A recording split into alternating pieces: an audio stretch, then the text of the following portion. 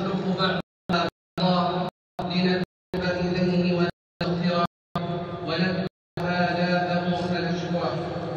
وأشهد أن لا إله إلا الله الواحد الأحد الصمد الذي لم يلد ولم يولد ولم يكن له كفوا أحد. وأشهد أن محمدًا عبد الله ورسوله وصفيه من خلقه وخليله، وأصلي وأسلم عليه وعلى آله وصحابته والتابعين لهم وعنا معهم بإحسان إلى يوم الدين. أما بعد، فيا أيها المسلمون، أحسنوا الظن برب العالمين ولا تقنطوا من رحمة الله، فهو رحمة عليكم بالطاعة والتقوى، فهو الطريق الموصل إلى عتبة الله الرحمن الرحيم الذي تتجلى رحمته سبحانه وتعالى في قوله تعالى: ورحمتي وسعت كل شيء.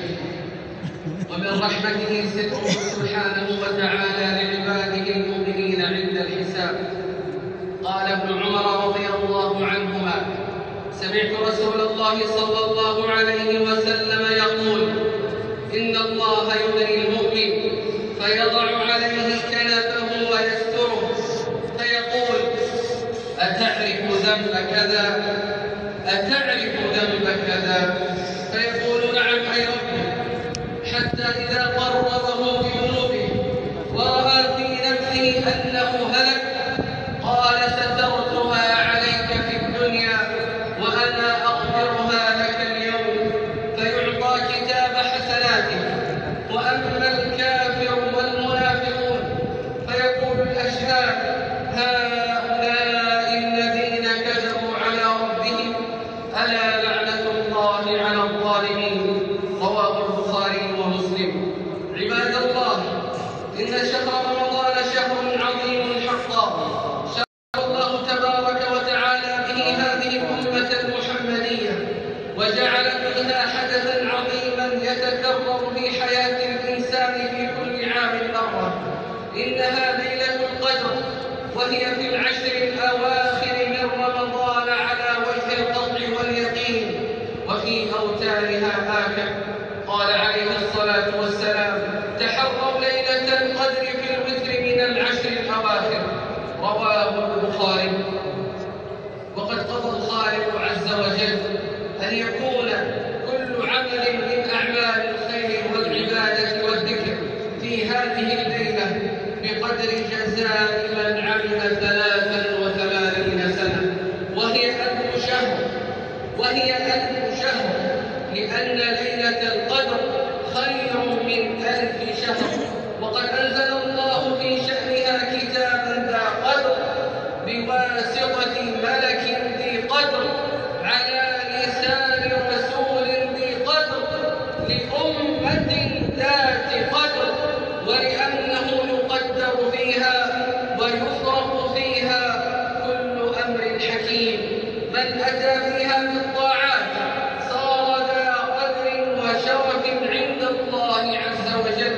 قال تبارك وتعالى: إنا أنزلناه في ليلة القدر وما أدراك ما ليلة القدر. ليلة القدر خير من 1000 شهر. تنزل الملائكة والروح فيها بإذن ربهم من كل أمر. سلام هي حتى مطلع الفجر. تلك الليلة الموعودة المشهودة سجلها القرآن الكريم في سجل الخلود.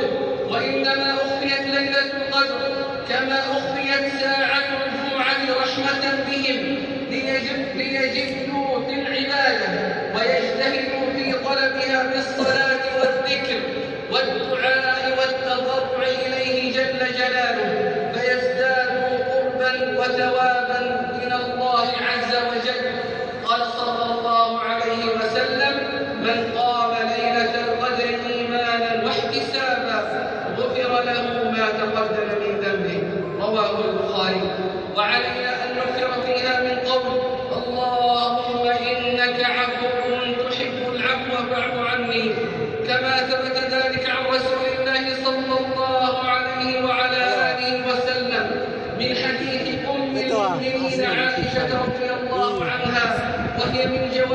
جنبه عليه الصلاة والسلام. فإذا حصل العفو من الله للعبد أعطاه ما ينفعه وصرف عنه ما يضره. فاتق الله أيها المسلم ولا تفوت فرص حياتك، واقتدي بالصفوة المطهرة صلى الله عليه وعلى آله وسلم تسليما، فقد كان يجتهد فيها فوق ما كان يجتهد في غيرها من ليالي رمضان، يشد مئزره ويحيي ليله ويوقظ أهله. وكان من هديه عليه الصلاة والسلام في هذه العشر الاعتكاف، وفقه حبس النفس على عبادة الله سبحانه وتعالى والأنس به، وقطع العلامة عن الخلائق، وإطلاق القلب من كل ما يشغل عن ذكر الله عز وجل. فاتقوا الله عباد الله، وتعرضوا لنفحات الجواد المنان جل جلاله، وقفوا عند باب الواحد الكريم، وتوجهوا إلى الرؤوف الرحيم. أعوذ بالله السميع العليم من الشيطان الرجيم، من همزه ونفخه ونفثه. بسم الله الرحمن الرحيم. حميم والكتاب المبين، إنا أنزلناه في ليلة مباركة، إنا كنا منذرين، فيها يفرق كل أمر حكيم، أمرا من عندنا، إنا كنا مرسلين، رحمة من ربك، إنه هو السميع العليم. بارك الله لي ولكم